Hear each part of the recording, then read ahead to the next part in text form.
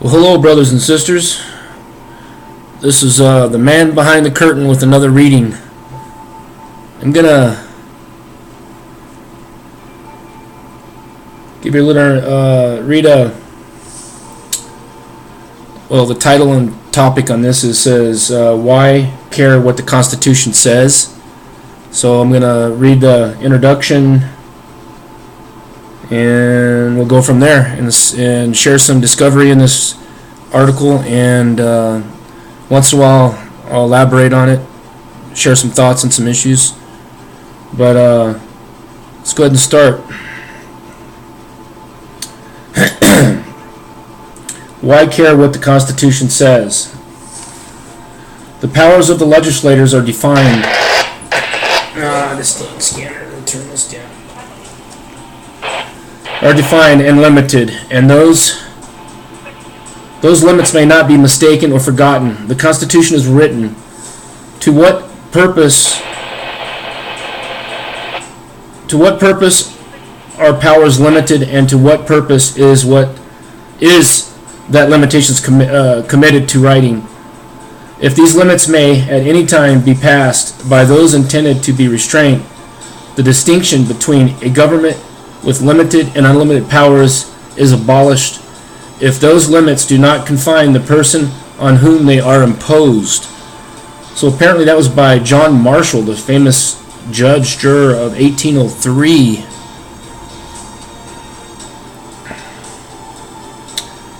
Let's see.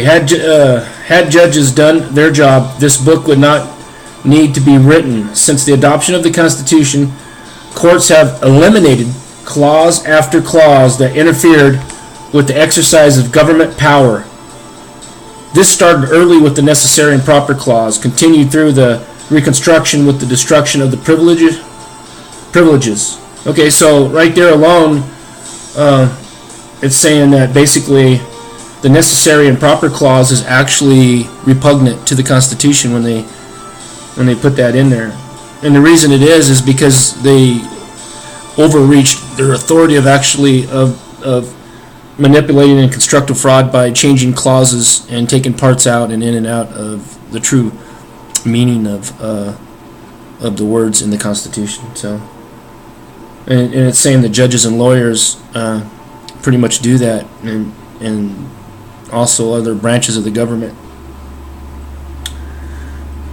Let's see, our immunities clauses and cumulated past. Let's see, our immunities clause and the scheme of enumerated powers. Wait a minute.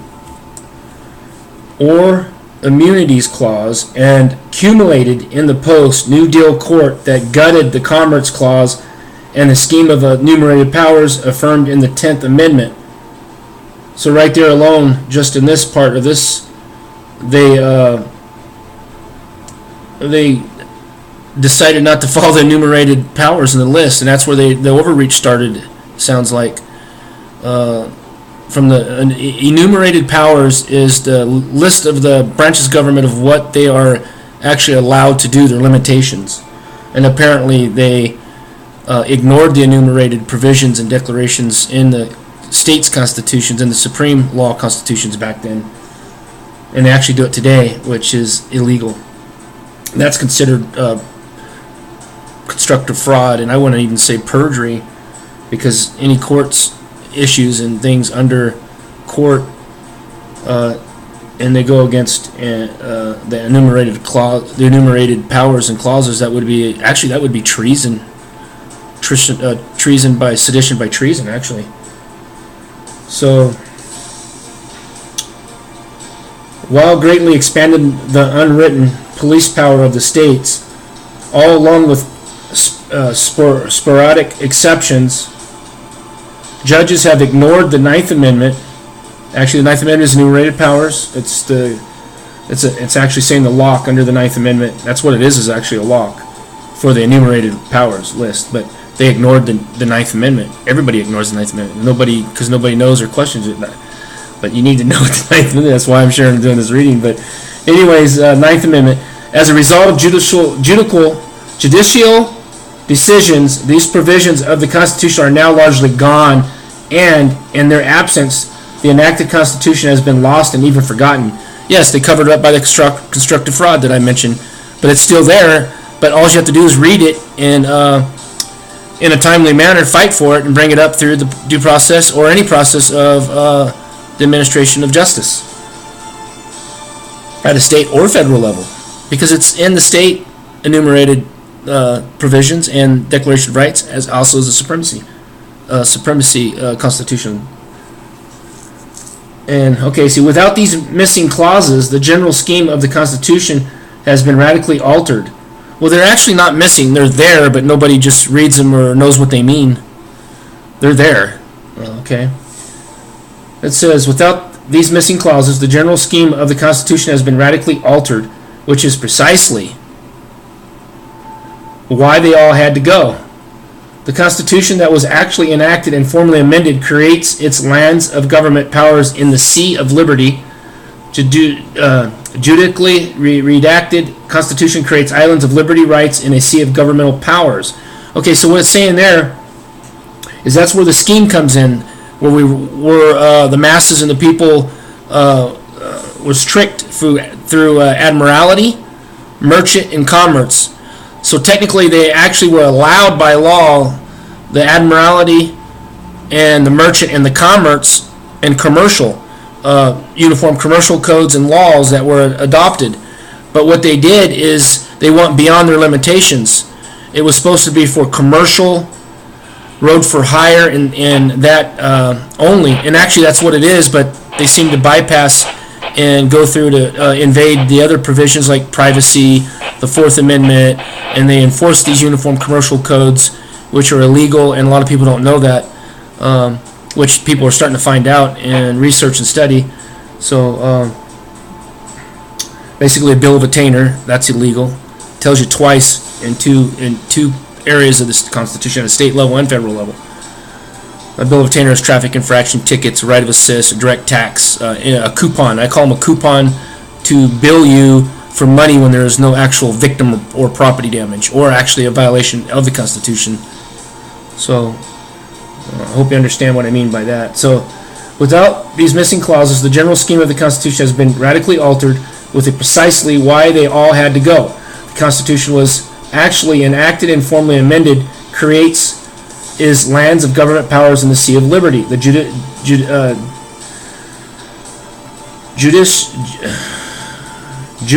I'm going to say judical, but it's judice, can't even pronounce the word. Judicially reenacted Constitution creates islands of liberty rights in a sea of government powers. Judicial redactions has created a substantially different Constitution from the one written on the parchment that resides under the class in Washington. Though that the Constitution is now lost, it has not been repealed, so it could be found again. Well, it's actually under glass and guarded, but nobody really reads it or pays attention to the true intent of it. It's kind of been bypassed, ignored in so many words. Though the Constitution is now lost, okay, see, all this has been done knowingly by judges and their academic enablers who think they can improve upon the original Constitution and substitute for it one that is superior. This raises the question, why care what the Constitution actually says as opposed to what we might prefer? Again, that all falls back down to that famous case law by John Marshall, actually called Marbury versus Madison, 5 U.S. 137, 176, 1803, says, that, again, that it's just anything repugnant, secondary law that's in conflict with the actual intent of the Constitution, or any clause, any part, is actually void, null, and not bound to any office. It's that simple, at a state and federal level. So any uniform commercial code, admiralty, merchant, anything that's in conflict with the actual intent of the true provisions and articles and the Constitutions of sister states, Declaration of Rights, any of those uniform commercial codes and regulations, statutes, and codes that is in conflict is void and not bound to any office. It's not obeyable by anybody any masses or any people. It's actually a crime to obey them because you're going against the whole purpose of the actual law. Okay. Whatever may be in their hearts, many constitutional scholars write as though we are not bound by the actual words of the Constitution because those words are obstacles to noble objectives. Okay, well, honestly, the forefathers wrote this Constitution inspired by God. These whole men wrote the Constitution, and they implemented and put this Constitution in place, which are obstacles and red flags to expose the enemies within and the people that are against the American people. You got to remember, the Constitution is for the people, we the people, the masses, the peasants, the titles of whatever poor peasant, whatever name you want to call yourself. The Constitution's for us. It's to protect us from the government's overreach and the government's limitations. Where we're at right now is the government has flipped it around and tricked us, and they're using the Constitution to protect them against the masses and the people. That's wrong. That's not the true intent of it. So, but I believe the masses are awakening across the United States. People are actually reading and investigating and finding out the true intent, and now we're flipping it around to put the government institutions in check. And that's what's happening right now. It's amazing. But I'm hoping it's not too late. I don't think it's too late, but I think the system was designed to fix itself in the long run, no matter what. Fabulous. It's just fabulous.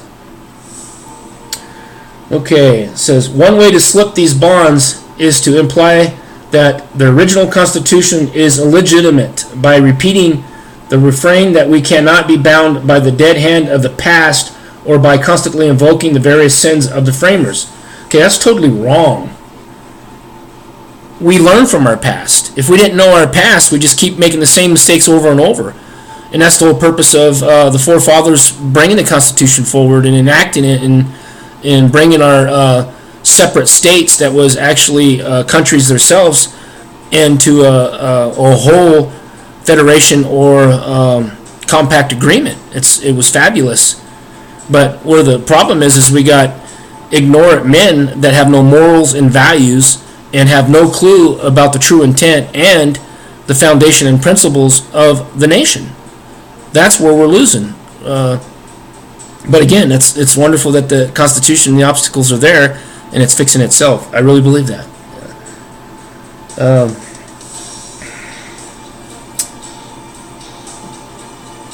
By delegitimizing the original Constitution, such rhetoric seeks to free us from its own constraints. Yet it is both curious and significant that few come out and admit this. Why this avoidance? Why not frank confession? Wow. Well, it's because they're benefiting from it. They're benefiting the protections. These people that flip it around and use it against the masses and use it to protect them as a government officials. That's not the way it's supposed to be. But a lot of people are ignorant of the laws and ignorant of the Constitution and the provisions. Okay, perhaps because those who practice and advocate judicial amendment of the Constitution seek the obedience of the faithful and or the delegitimations entirely successful. Why would anyone obey the commands of a mere judge, much less a law professor, a philosopher, or a political scientist? That's because that's the way they teach you in the libtard colleges. They go beyond the common sense of the common man and the common person or common woman. Why obey the commands of the man or woman in a black robe, apart from the fact that disobedience is likely to land you behind bars in an extremely treacherous environment? It does, actually, but now we're finally people are starting to figure it out that you can hold those judges bound for their actions if you have two witnesses in court. Anytime you go to court and there's a judge violating your rights, have two witnesses there to document the situation and always bring up on the record, ask the judge a question, are you bound to the Article 6, Paragraph 2 of the Supreme Clause? And they should answer yes, but most of them, if you prove with two witnesses during a procedure of court that they violate the oath of office, that they swore to protect the Constitution, the true intent of the Constitution, then you can hold them accountable. You can actually have them reaccuse themselves. You can leave the courtroom, file charges, or have the local sheriff that's separations of powers and file charges against the judge immediately, or do a citizen's arrest, or even go to Internal Revenue Services or the FBI or other institutions that follow the oath of office. Matter of fact, I contact all of them and hammer that judge. That's what I would do. That's what I recommend. Perhaps because those who practice and advocate judicial amendment of the Constitution seek the obedience of the faithful and were there. I already read that. Let me skip back down here to where I left off. Let's see where. Okay, here we go. Why obey the commands of the man or the woman? We already read that. Let's see. To openly challenge the legitimacy of the Constitution held sacred and regarded as authoritative by so much of the public would be to admit that there is no man behind the curtain.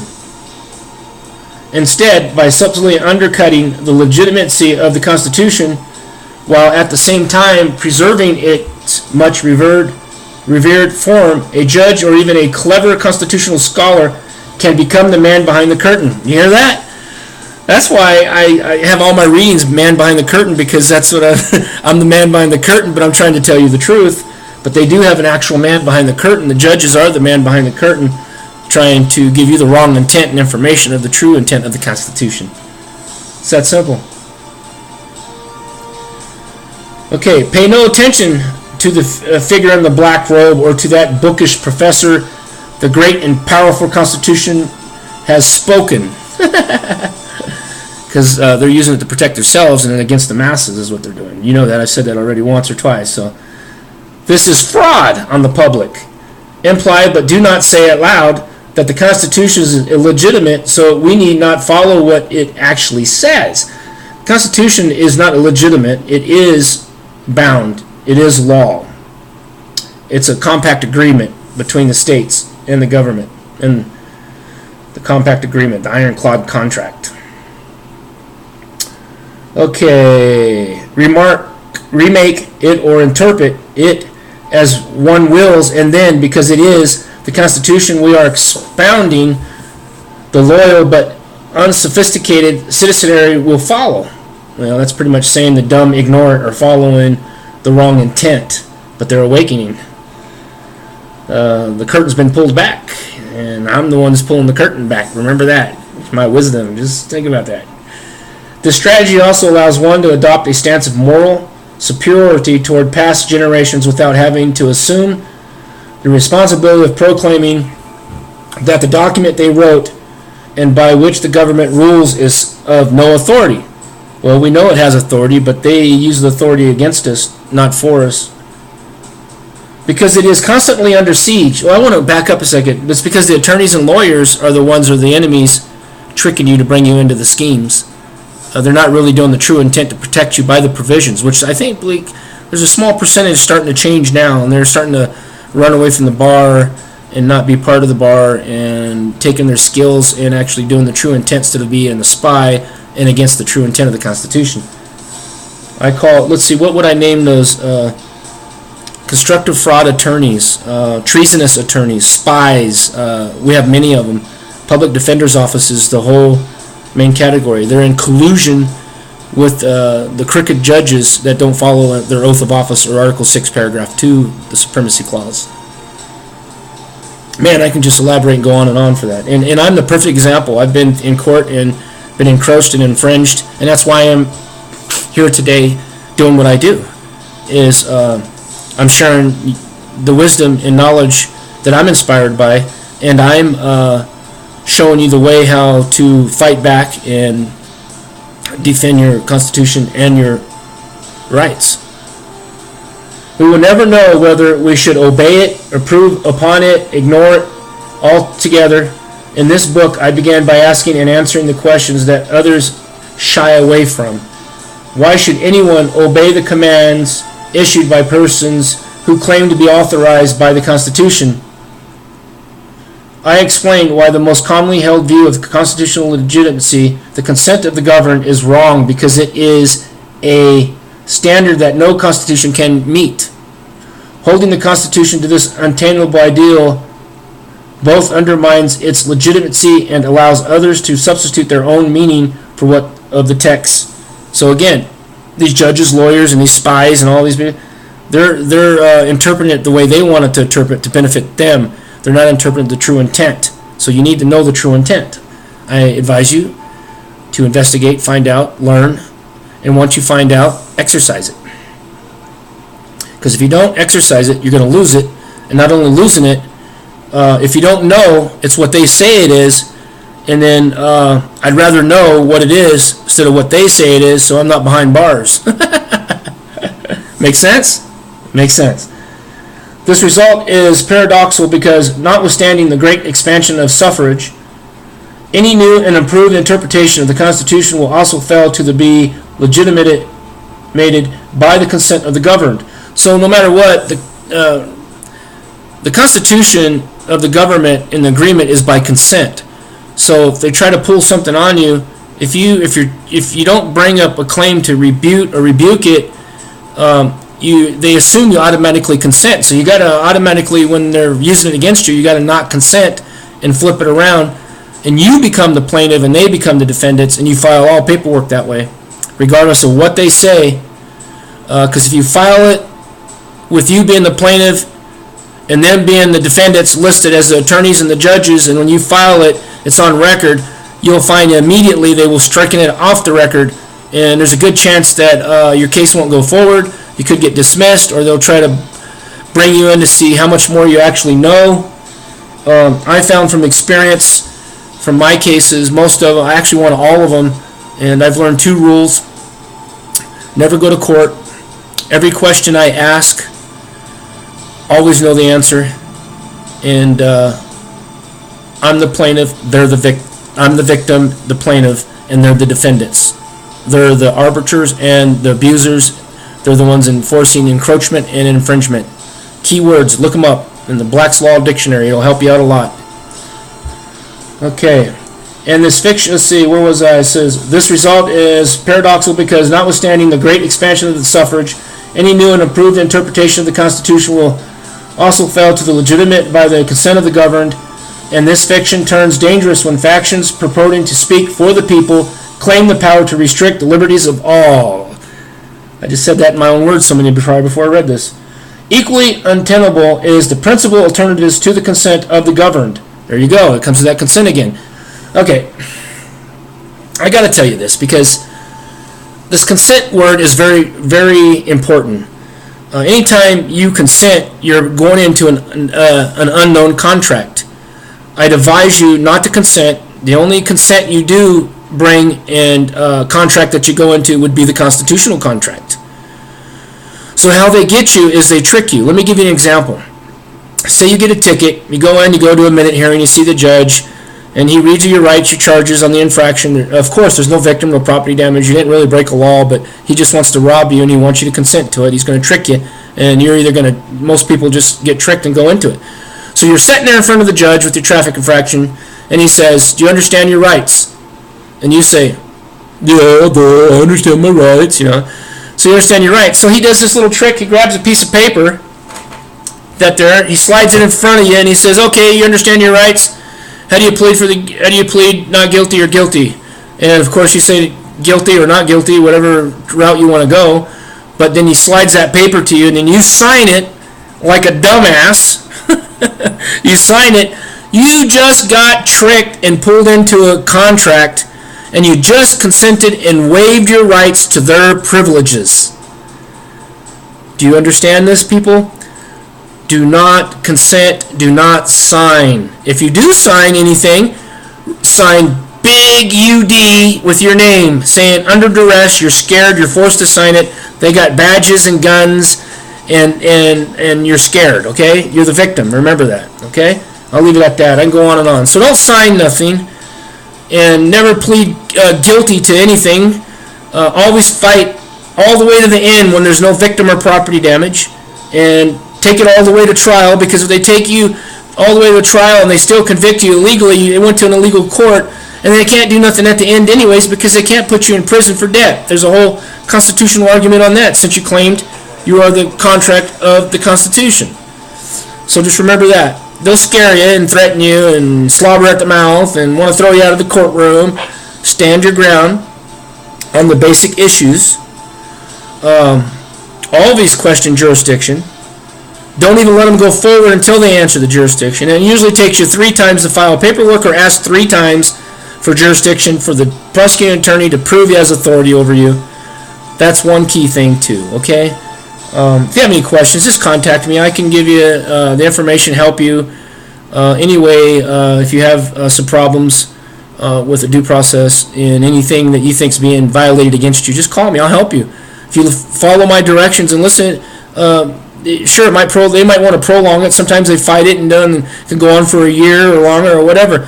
But you're going to win in the long run. And then get this: after this is all over with, and they play their illegal court and convict you, they can't convict. They cannot pull you in that courtroom again for the under the double jeopardy clause in the constitutions at a state level and federal level. So you go to court and go to trial for no driver's license, and you get convicted. They can never have another hearing or court date on the issue of the driver's license again. That's double jeopardy.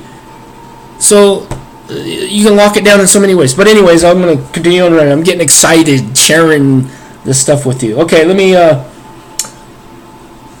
jump up here to here. You ready for the rest of some continue on reading? We're already at 26 minutes and 33 seconds. So we're going to have to quit here real soon because I don't like to make these too long. I contend that lawmaking by real anonymous consent is both possible and pervasive, although not in the sort of politely governed by the present day constitutions.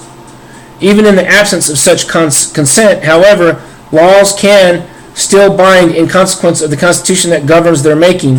Application and enforcement contains adequate procedures to assure that restrictions imposed on a non-consenting person are just, well, they're really not legal, or not unjust. Such a constitutional order can be legitimate even if it was not consented to by everyone, and a constitution that lacks adequate procedures to ensure the justice of a valid laws is illegitimate even if it was consented to by the majority. So even if you do consent and you get tricked into it, it's actually illegal. But I wouldn't consent. I wouldn't sign. I told you the key wisdom in how to get out of it. So take it serious and don't sign. Never sign anything, and always ask for jurisdiction, and then always ask for your victim to come forward for questioning. Not the police officer that gave you the ticket. That's hearsay. His job actually is to help you and protect you, but he doesn't. He teams up with the judge. He's got an interest in it. They all make money off it. Let me see. Let me think. Let's see. A judge for every infraction, every case, every $40, the judge makes $18. So consider this. Do the math on $10,000. How much does a judge make off $10,000? Think about it. Do the math, and that's how much a judge makes off for his constructive fraud in robbing you. And you can go right along with it. So,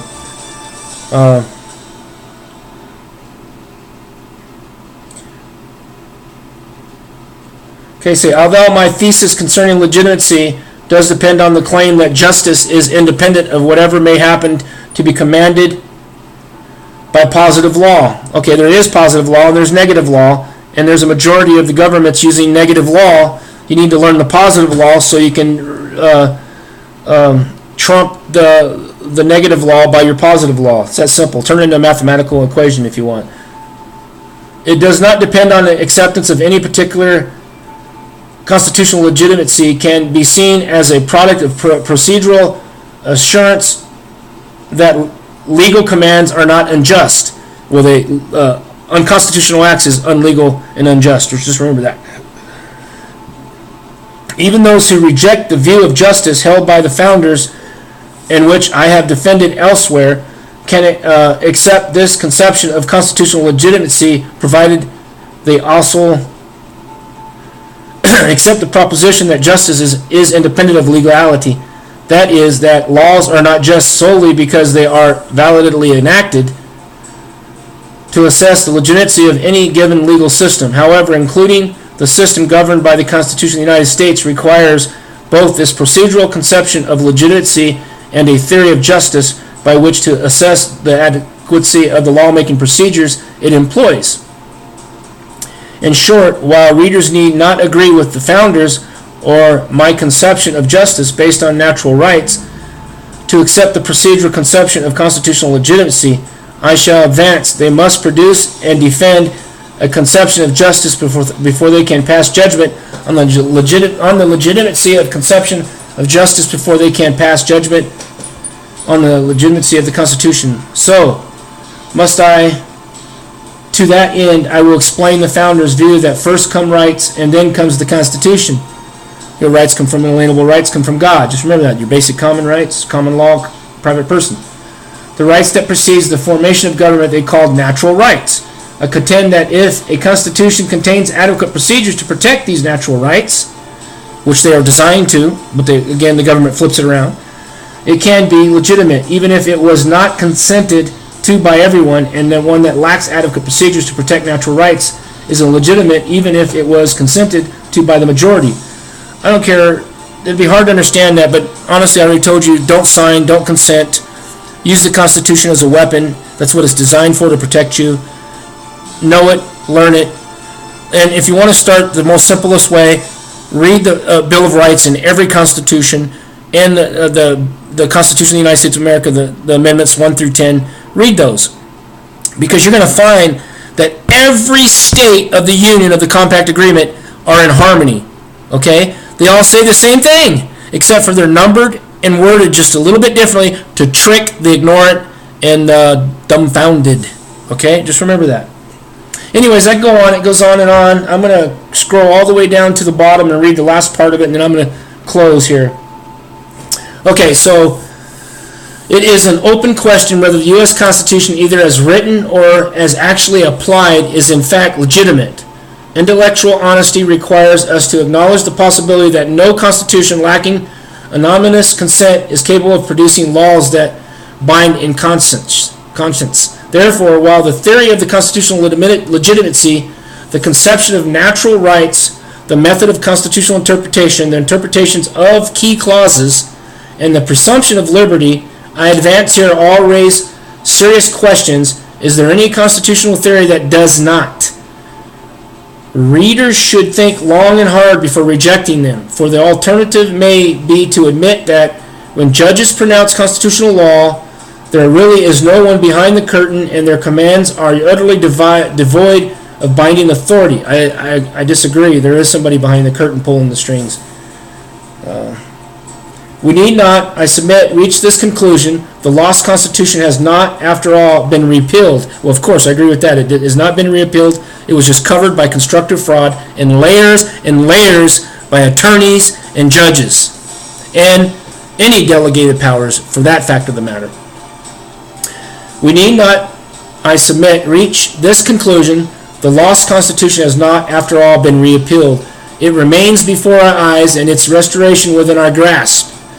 Once it is remembered in its entirety and true intent, the case for a constitutional presumption of liberty becomes compelling. But to restore, we must first remember. So get that bosom lit. Know what's repugnant. Know the definition of encroachment and infringement. Know the definitions of the judge's job and description. Know the definition of the prosecuting attorney's description of their job. Know the defendant attorney's the defendant attorney's definition of the job. And you'll find that there is a distinctive difference, and they all have roles, and they can't ethically they can't be in collusion or have any conflict of interest or any equity involved in it. Just remember those key things if you can. I know it'll be hard to understand, but I'm going to close with this. Thank you so much for listening. I love all of you. God bless our country. God bless Trump. God bless our constitutions.